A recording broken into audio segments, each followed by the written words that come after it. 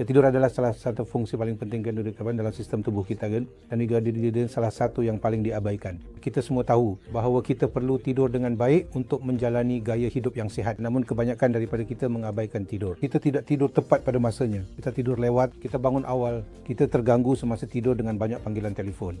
Dan akhirnya dalam jangka masa yang panjang, kita mengalami apa yang dipanggil kekurangan tidur yang serius menjejaskan kesihatan kita dan akhirnya membawa kepada beberapa penyakit kronik yang terdapat dalam keluarga kita, tetapi disebabkan oleh kualiti tidur kita yang buruk, ia mula menjejaskan kita lebih awal dalam hidup kita. Apabila kita bercakap tentang tidur, kita membahagikan tidur kepada dua jenis yang dipanggil tidur non-REM dan tidur REM, REM atau NREM. Dalam tidur pergerakan mata cepat, badan anda akan benar-benar rileks, namun bola mata anda akan bergerak. Jika seseorang memerhatikan anda semasa anda mengalami tidur REM, mereka akan melihat bola mata anda bergerak secara berterusan di dalam kelopak mata anda. Kelopak mata tertutup tetapi bola mata bergerak. Tidur non-REM penting untuk relaksasi.